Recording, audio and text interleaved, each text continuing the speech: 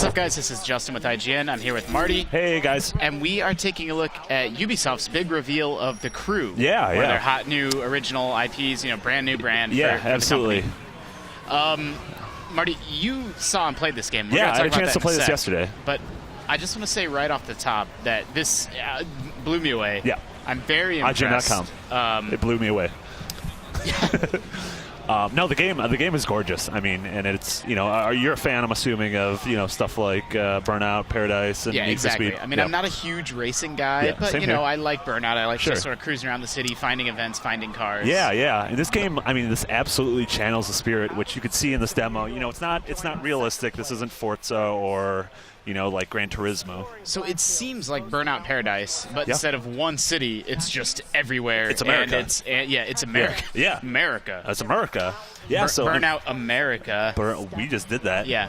Yeah, so I mean, the game, Ubisoft's really priding themselves on, despite the fact that it's very arcadey, a realistic representation of America. That cities they showed off Vegas, they showed off Miami, and it's New worth York.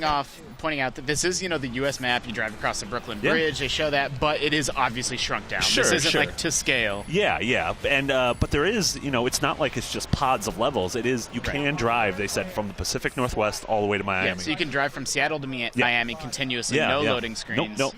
And there's it's not just cities. Like in between the cities, they have rural areas, and you can have off-road races, and playing it like.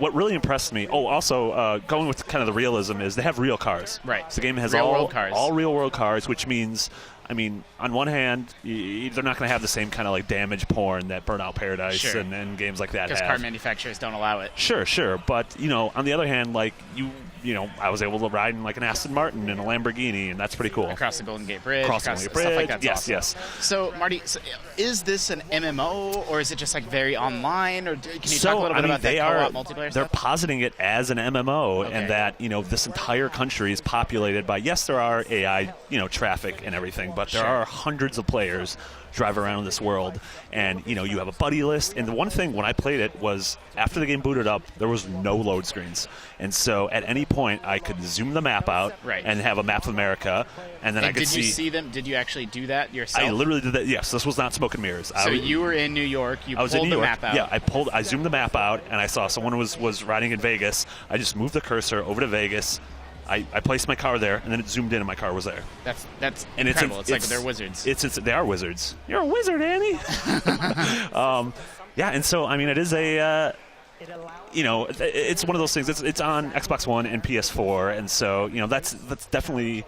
I think the lack of load times is really one of the most impressive things I've seen from next gen, because we know like visuals are gonna. The game looks great, but it's not like, oh my god, I've never seen anything that looks like that. Yeah, I'm not a big graphics guy. That's not what does it for me. I like to see new ideas. Sure. Like that, so. And one thing right here you're seeing is they really allow you to car enthusiasts can take apart a car and replace it with kind of anything. Modify engines, modify wheels and everything. And I'm assuming we don't have details on these systems yet, but it's not a stretch to imagine that that's sort of the MMO aspect, right? You got to sort of build up your car, and also it customize it. And you don't want to have the exact same car as somebody else. Yeah, exactly. But it also it's partnered with a companion app, which they showed me, where you have this app on your iPad and you're able to make your car there. Sure. And then you hit a button and it transferred it into the game, and within like 5 seconds you were able to choose that car. That's awesome. So that was amazing. And a lot of the objectives are, is it just sort of drive around and discover them, or? Yeah, it's a lot like like Burnout Paradise, where you're just driving. There's no like levels or anything. You're driving, and all of a sudden you get to a challenge.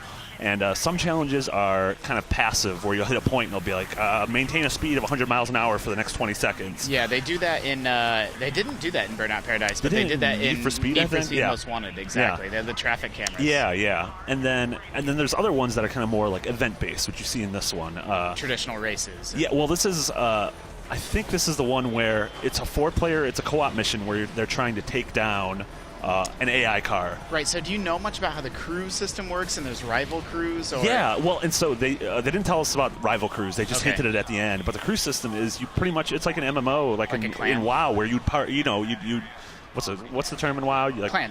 You clan up. Go on raids. Yeah, exactly. And like this raid was, 4 people were trying to take down this one AI car, and it's cooperative, but at the same time, whoever actually takes the car out gets the biggest reward. Sure, and cooperative, so competitive. Exactly. It's always exactly. that like push and pull, tug and pull.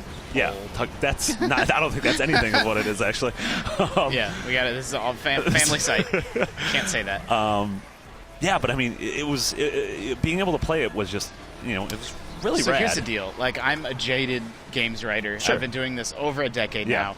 Normally, when I would see a game like The Crew, I'd be like, oh, all right, I'm impressed. Yeah. But I'm just going to assume the finished product is going to be like way different. It's not going to pass like this. But what's selling me on this is you saw it, you played it, and can back up that this is all pretty legit. Yes, exactly. Like, so let me ask you this. I don't want to end on a downer note. Sure. But if things, like, how could this go sideways? Like, what could go wrong here? I mean, it could, with the nature of always online, like, this is one of those games where, like, well, Spotty, if my server goes down. Yeah, exactly.